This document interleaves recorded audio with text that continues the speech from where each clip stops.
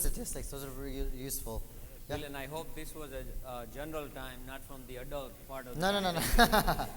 I do have a few comments to Okay. finish up on this issue. He has a couple comments also. Okay, well, you you want me to go first? Or Yeah, you can go first. Yeah. finish it up? Okay. Yeah.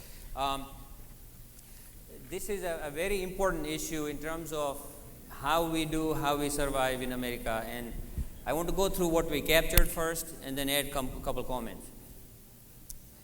It seems from what was said before, we adults, believe that we should not be pushing our kids into things. Pushing is a bad word. It's a very strong word. You know, somebody suggested use the guide word. We shouldn't be we should be guiding them, but not really forcing things upon them. Allow some choice. Academic excellence doesn't equal economic success. Some people said we have something contrary on the other page. But it seems like we are almost putting the ship on autopilot with some guidance. But that's where the rubber meets the road, the guidance part. Doing guidance or providing guidance is not as simple as here's the menu, go for it. It's an ongoing coaching process, and that's where the communication and understanding each other, listening, comes into play. That's where I'm not still sure that we have all the efforts in and we do that.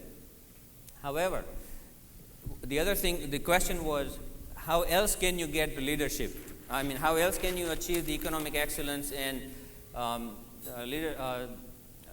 economic success?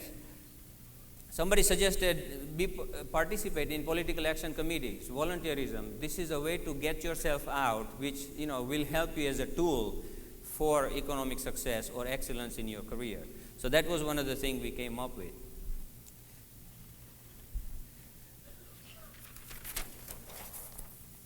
Again, same thing. We believe that economic success is an outcome, to most part, academic excellence. However, we feel that's just one tool. So what are the other tools? We never got to it because of time constraint. But living in America, and I think the point was made by one of the speakers on the youth end, back then, there was a need in America for math and science, so you guys went in math and science. My friends, if you look at the statistics now, Secretary of Education of the United States is asking Americans to be good in math and science today, not back then, because we're not still as good as the other countries, which includes India, China, Japan, all of those places. And we live in a country where we compete, and is why we are so good as United States. We don't leave the ship on autopilot. We articulately get there. It's just not free for all. So the need is today. It's not when we immigrated to the United States. Issue is now or never. So that is the issue. I think we're not stating our position still clearly. I hope I did that. Thank you. All right, thank you. I think Ankur wants to say a couple words in conclusion on this topic. My name is Ankur Sarodia. One point that I'd like to really point out is that what if I play the guitar like Ravi Shankar plays the sitar? What if I'm the next Ravi Shankar? What if I'm the next Lee Iacocca and I build a dynasty like Ford? What if I'm the best at something else? Some parents say, don't just be good at what you're doing, be the best at what you're doing. What if I'm the best in some alternative field? What if I'm the best in something other than doctor, pharmacy, engineering, the standard fields of math and science? What if I'm good in history, the arts, English? We recognize the need for economic stability. We recognize that if you don't have that earning ability, you can't raise a family. The youths really do recognize that. But as long as you're the best at whatever you're doing in the world, you will still have that economic stability because people will still demand you because you are number one.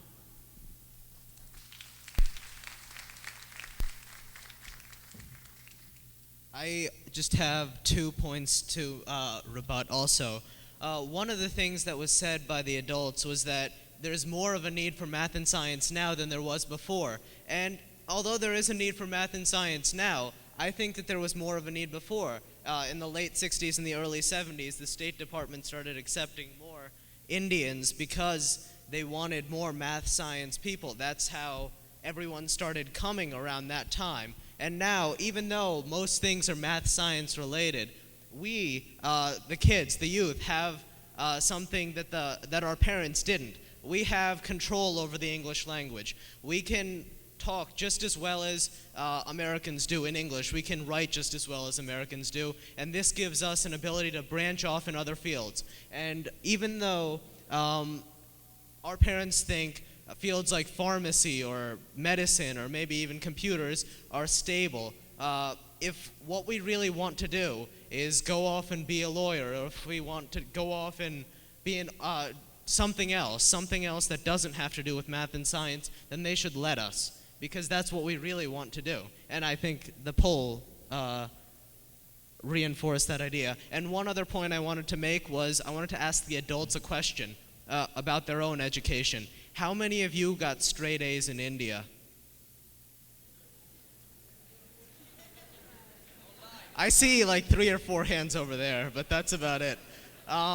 So I think you have to let us have fun with our youth. I mean, we're only going to be 18 once, or we're only going to be 16 once. Don't lock us up at home and make us get straight A pluses. So I'm going to pass it off now before. Milan.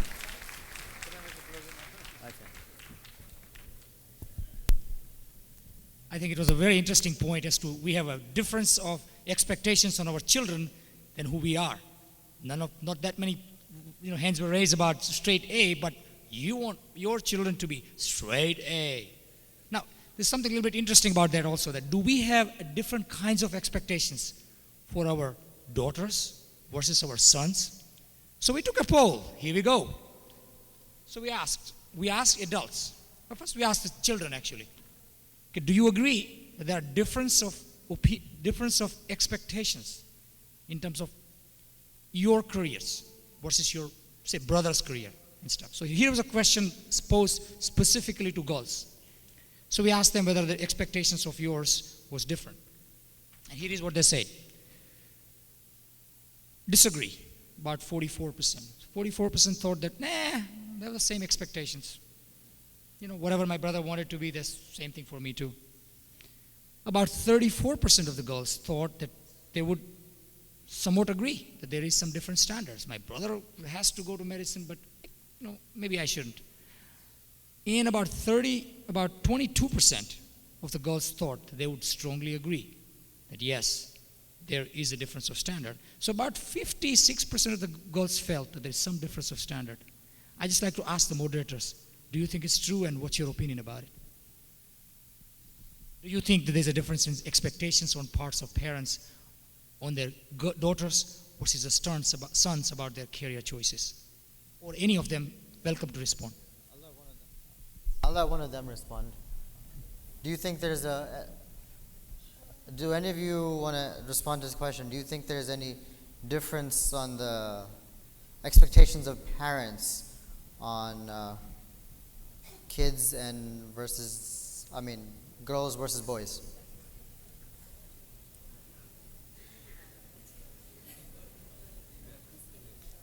Okay. Yeah, in reference to this topic, just what are you going to say? I do believe that there is a difference in expectations. For example, some parents I know believe that their daughter should marry at a younger age, so they don't need to go to that extra level of higher education where you might get that higher professional degree. So I think that there is a difference. Some parents disagree with that. Some parents say, well, no, I want my daughter to go as far as she can go. And they say the same with their son. You both can be doctors, or you both can be lawyers, both can be historians, you both can be artists, whatever. But I still believe that a majority of parents think that there is a difference.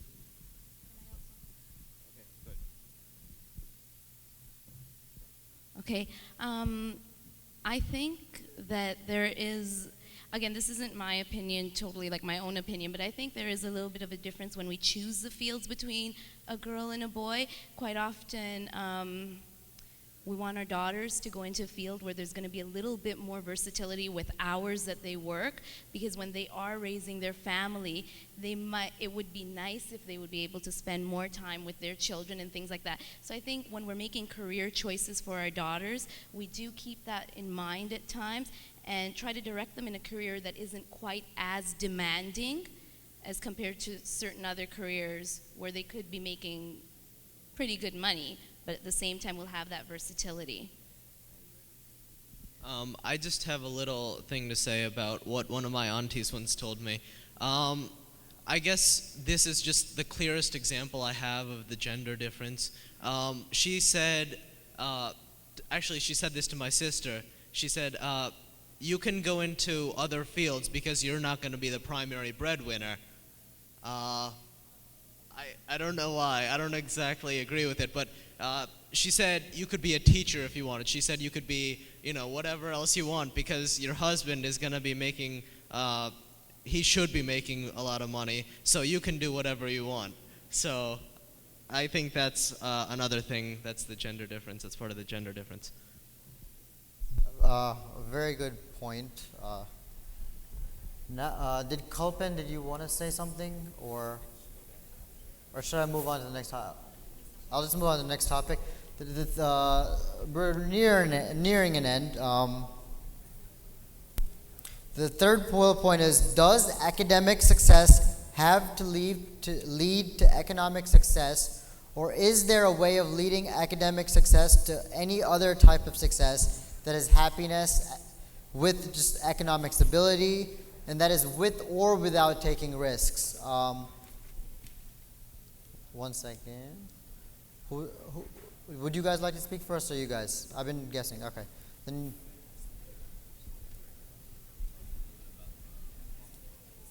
Just.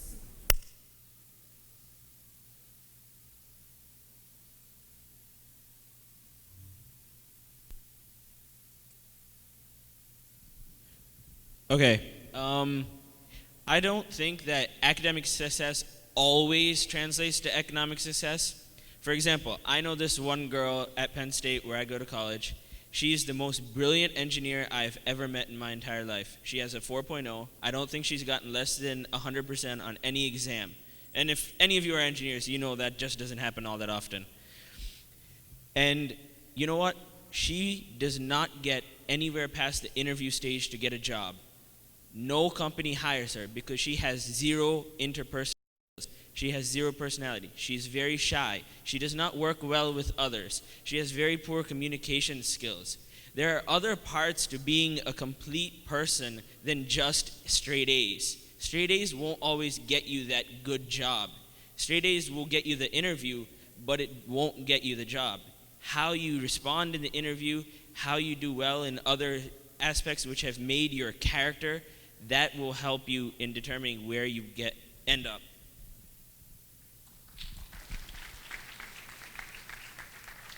Basically, going by what we came up with, a couple of the points brought up were, it depends on what field you're going into as to what kind of academic background you need and stuff like that. I mean, there can be a CEO who is the top of their class, but it could be a CEO that just has all the good work ethic and all the work smarts that you need to be a CEO. So it's on both sides of the story. Intelligence doesn't necessarily mean just getting the best grades and being very book smart. It can also mean how you communicate with people, how you get your point across, and how you work in a work environment. Personality is a big thing in the working world, as I'm sure all of you know, and that needs to be in a balance. So what we kind of came up with was your job and your education are directly related to each other. And in India, we kind of felt that where you guys came from, grades was sort of stressed as the number one thing for everybody. Whereas in America, what we see is the stress on being a well-rounded individual, having good grades, and having the personality, and being able to talk to people and work well.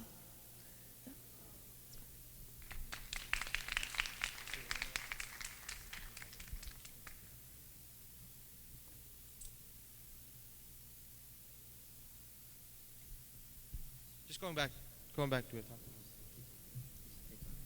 Going back to the education, I think everyone has signifying the importance of math and science, and I think in our opinions, it's not really just the math and science that's important. I think it's the skills and the discipline that are attained in those fields which help people be successful. So, I mean, I work with Fortune 500 company CEOs and executives of big companies, and it's never ever been a successful person that has been a grade A student, you know. And just a brief fact, which may be important, may not be important, but most CEOs of Fortune 500 companies, the average student or average grades for them was a C average. So, you know, most people that I've met that have been successful because they've had the drive and the motivation to be that way, not just because of the grades. So, it's important to be a well-rounded person, and I think that goes beyond just grades. That goes to extracurricular activities. That goes to doing things outside and thinking outside of the box in attaining skills to be successful in whatever you do, whether it's math, science, business, whatever.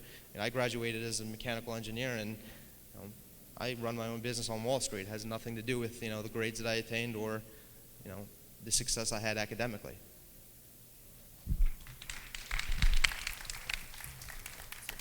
All right, thank you from this side.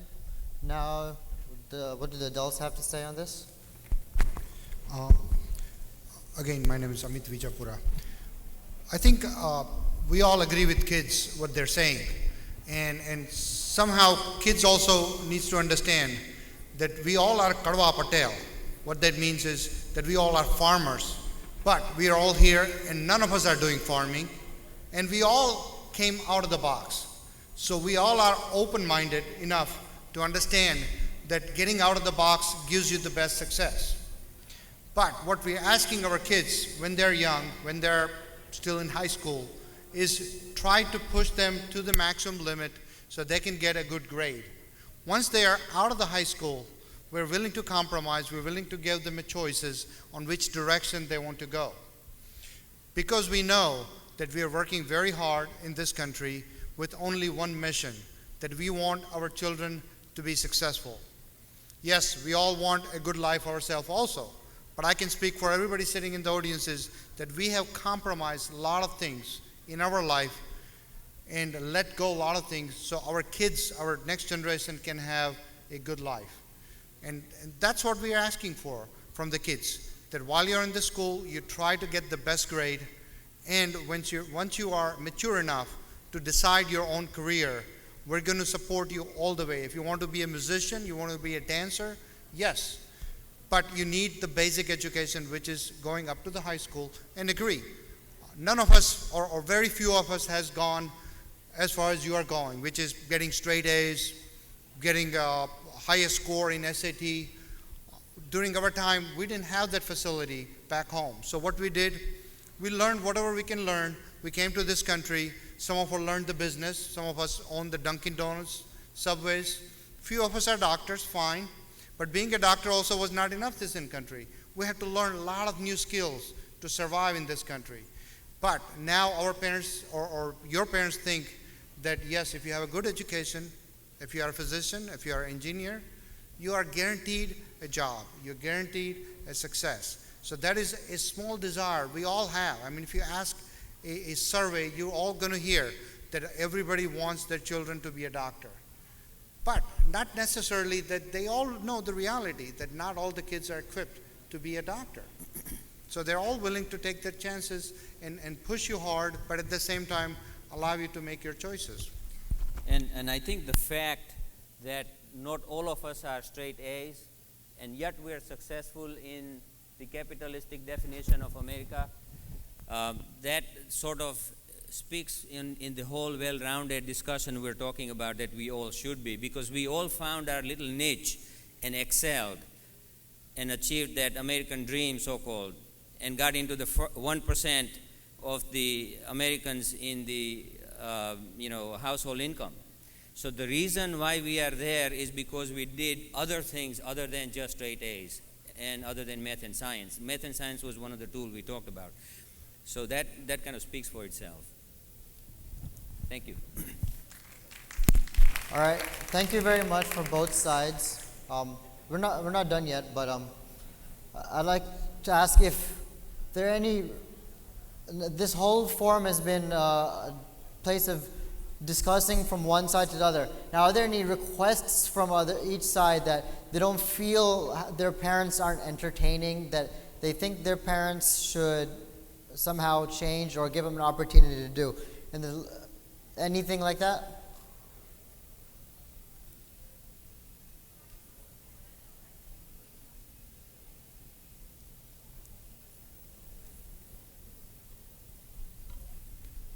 Oh, Mike.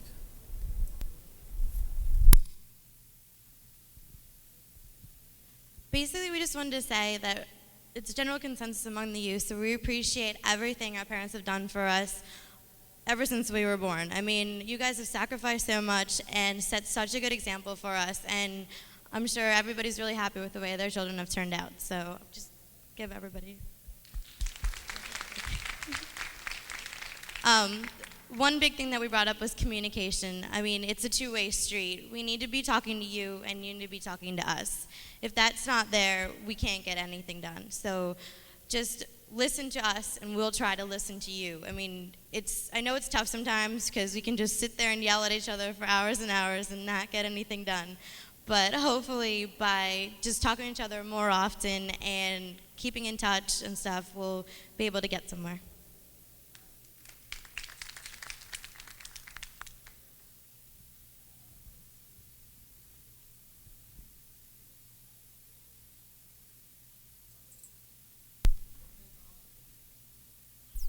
Well, then at that ends our debate portion of the thing. I'd like to thank everyone. I'd like to thank both sides. I'd like to remind everyone that all the opinions expressed are that of our entire groups. And as Mona said, one of the biggest things that we do feel that came out of this thing is that communication is one of the most important things in realizing anything, because there are so many common things between both sides. So just talking over it and trying to understand one another should lead to a less argumentative household and more happy kids. All right, thank you.